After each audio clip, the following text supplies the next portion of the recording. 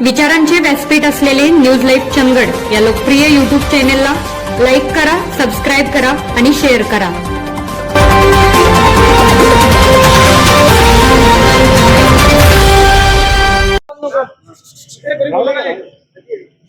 नमस्कार. आज कोवाडामध्ये आपली गावसभा झालेली आहे. गावसभेला थोडं मध्ये गालबोट लागलं आणि बाकी सर्व गावसभा ही खेळीमेळीत झाली. त्यातील बरेचसे ठराव आज ग्रामसेवक साहेब नवीन पण आणि जुने पण हे सगळे ग्रामसभेत जे ठराव झालेत ते वाचून दाखवतील. मधल्या काळात आता मगाशी गाव बैठक चालू होती तेव्हा माजी सरपंच तथा आता प्रशासक म्हणून तेच आहेत. सरपंचांनी ह्या गावसभेला सगळे गावात ह्या 5 वर्षात काय कारभार केला आणि गावाला आता काय परिस्थिती पाण्याची असेल, इतर सर्व आरोग्याच्या गोष्टी असतील त्या सांगणं आणि त्याची सकारात्मक उत्तरं देणं गरजेची होती. पण त्यांनी अर्धवट ग्रामसभा सोडून ते निघून गेले. ही दुर्दैवाची गोष्ट आहे आणि गावाला असं वेठीस धरून यांनी 5 वर्ष असाच कारभार केलाय. त्याचा सर्वप्रथम आम्ही गावकरी निषेध करतो आणि ग्रामसभेत जे ठराव झालेत ते ठराव मान्य ग्रामसेवक साहेब यांनी वाचून दाखवावेत अशी त्यांना विनंती करतो.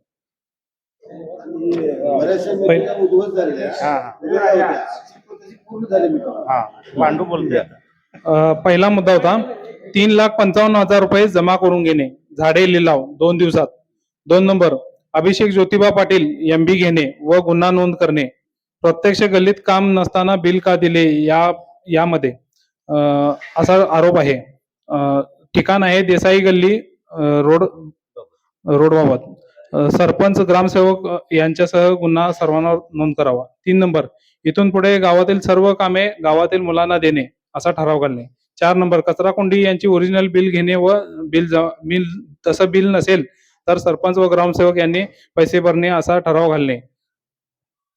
5 नंबर मुद्दा दिवाकर पाटील काम नसताना दिवाकर पाटील यांना 2 लाख का दिले, दिवाकर पाटील यांच्यावर फौजदारी गुन्हा दाखल करणे असा ठराव घालणे. सरपंच व बॉडी सर्व रिस्पॉन्सिबल प्लस ग्रामसेवक या सर्वांनी गावची आर्थिक फसवणूक केल्याबद्दल गुन्हा नोंद करणे. 6 नंबर पिकअप शेड साठी पैसे घेतले बॉडीवर गुन्हा दाखल करणे. 7 नंबर स्मशान शेड जवळील रस्ता तयार करणे त्याबद्दल ठराव घालणे. 8 नंबर जल जीवन मिशन अंतर्गत योजना टाकीचे काम पूर्ण करणे असा ठराव घालणे व कॉन्ट्रॅक्टरवर गुन्हा नोंद करणे. 9 नंबर गावठाण यादी लावलेली त्यांच्यावर सर्व सरपंच सदस्य यांच्यावर फौजदारी गुन्हा दाखल करणे. 10 नंबर व्यापार संकुल गाळ्याचा फेर लिलाव घालणे व त्याचा ठराव घालणे 1 आठवड्यामध्ये ग्रामपंचायतमध्ये. 11 नंबर आदम मुल्ला यांच्या भाड्याबाबत ठराव घालणे. 12 नंबर 2018-19 सालातील 15% निधीबाबत कागदपत्रे काढणे.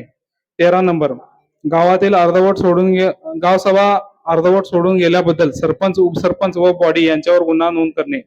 14 नंबर गाळे लिलाव सांस्कृतिक भवन फसवणूक करून डिपॉझिट घेतले आहे त्याबद्दल सरपंच व बॉडीवर गुन्हा दाखल करणे. 15 नंबर पंचायतीमध्ये एकच क्लर्क ठेवणे.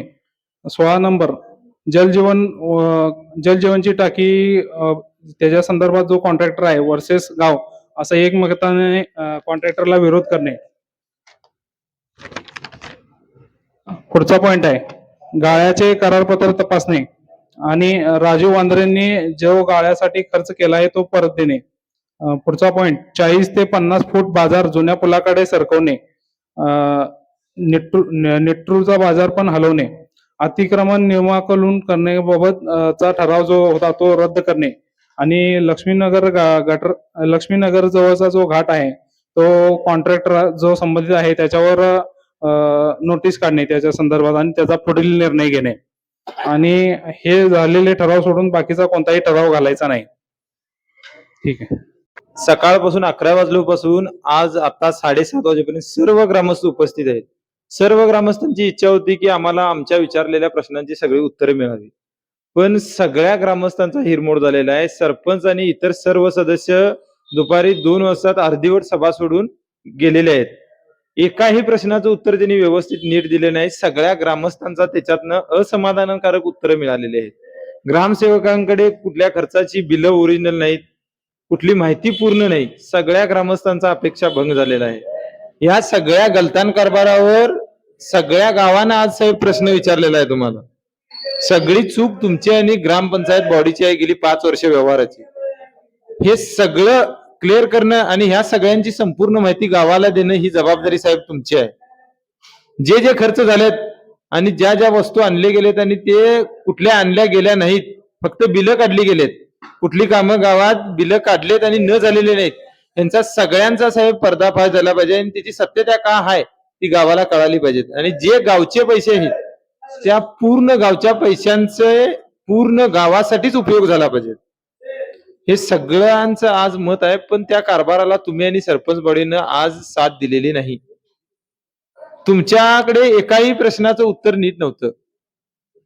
तुम्हीच म्हणा किंवा सरपंच म्हणा, उपसरपंच किंवा इतर सदस्य असणं, ज्या कारभाराबाबत आम्ही ग्रामस्थांनी प्रश्न केले त्याच्या एकाही प्रश्नाचं उत्तर आज समाधानकारक मिळालेलं नाही कोणत्याही ग्रामस्थाला. त्याच्यामुळे सगळे ग्रामस्थ या कारभाराबाबत असमाधानी आहेत. आणि ह्या मागील जो 5 वर्षाचा जो कारभार त्यांचा झाला आहे पूर्ण चुकीचा झालेला आहे. त्याच्यात कोणताही शंका आज कोवाडकराच्या कुठल्याही कोवाडकराच्या मनात शंका नाही त्याच्याविषयी. दूर करण्यासाठी पुढच्या मंगळवारी परत सभा घेऊन जो काय यथोचित कागदपत्रांचं हे आहे ते सादरीकरण केलं जाईल अशी मी ग्वाही देतो. गेले म्हणजे काळ्या पाण्याच्या संदर्भात बोलायचं झालं तर गेले 4-5 महिने काळ्या पाण्यावरती चर्चा चालू होती आणि संबंधित ग्रामपंचायत जरी 7 फेब्रुवारीला त्यांचा पाय उतार जरी झाला असला तरी नैतिकतेने काही जी कामं पूर्ण करायला पाहिजे होती, ज्या पद्धतीने व्हायला पाहिजे होती त्या पद्धतीने न झाल्यामुळे आज आतापर्यंत जे आपण ग्रामसभा बघितल्या त्याच्यामध्ये आजची ग्रामसभा अत्यंत यशस्वी झालेली आहे. खरं तर आज गावानं बघितलेलं आहे की काम कसं केलं पाहिजेत, येणाऱ्या नवीन लोकांनी काम कसं केलं पाहिजेत आणि आत्ताच्या बॉडीनं काम कसं केलेलं आहे याचा फरक आज सामान्य नागरिकाला, गावातल्या गटतट इथं कुठला नव्हता. आज गटतट राजकीय भाग कोणताही नव्हता, फक्त एक वैचारिक भाग म्हणून सगळे लोक उपस्थित होते. आणि आज सामान्यातल्या सामान्य माणसाला देखील कळून चुकलंय की किती हे चुकलेलं आहे. त्यामुळे आज आमचे नवीन ग्रामसेवक आता आहेत, सोनार साहेब आहेत, यांच्या देखील किती चुका झालेल्या आहेत आणि कसं करायला पाहिजे. शासनाचे एक जबाबदार व्यक्ती म्हणून आपण सत्याला साथ द्यायची की सत्तेला साथ द्यायची हे त्यांनी ओळखायला पाहिजे होतं. तेही बऱ्याचशा गोष्टी चुकलेल्या आहेत. मी थोडा 1-2 तास आता मी नव्हतो मध्ये, काय झालं शेवटला मला माहित नाही, पण जेवढा भाग मी उपस्थित होतो तेव्हा मला कळून चुकले आणि आम्ही बघितलेलं आहे. आज बरेचसे ठराव आता झालेले आहेत, त्या दृष्टीने साहेबांनी त्याची अंमलबजावणी करावी. आणि गावात एकोपा आहेच, कुठेही हे नाही, पण चांगल्या कामासाठी सगळं गाव एकत्र येणार हे लक्षात ठेवा. गाव तुम्ही आज ओळखलाय की गावाचं बहुतांशी भाग हा चांगल्या कामासाठी एकत्र येतोय आमच्या गावामध्ये आणि सगळे लोक एक येतात. तेव्हा तुमची देखील आता नैतिक जबाबदारी आहे की हे गाव कसं हँडल करायचं आहे. तेव्हा मला एकच सांगायचं आहे शेवटला की आज जे ह्या युवा वर्गानं जे काम केलंय अगदी कौतुकास्पद आहे. त्याचं जे अभ्यास जो केलाय एका ऑडिटरला जमणार नाही. ऑडिटर काय करतोय, मुरवायचं काम करतोय, पण या मुलांनी जे सत्य आहे ते बाहेर काढलेलं आहे. आपल्याला गावासमोर ते ठेवलेलं आहे. त्यामध्ये कुठेही संशय घेण्याचा वाव नाही आहे, सगळ्या गावाला कळलेला आहे. पुराव्यानिशी मुलांनी या कागदोपत्री सादर केलेलं आहे. मला एवढंच म्हणायचं की या युवा वर्गाचं मी खूप खूप अभिनंदन करेन, खूप खूप अभिनंदन करेन. आणि येणाऱ्या भविष्यात जे कार्यक्रम आहेत त्यांचं या युवा वर्गाचा आपण यथोचित सत्कार करत राहूया, या युवा वर्गाला चालना देऊया आणि गावासमोर ही नक्कीच मुलं आदर्श ठेवतील. धन्यवाद.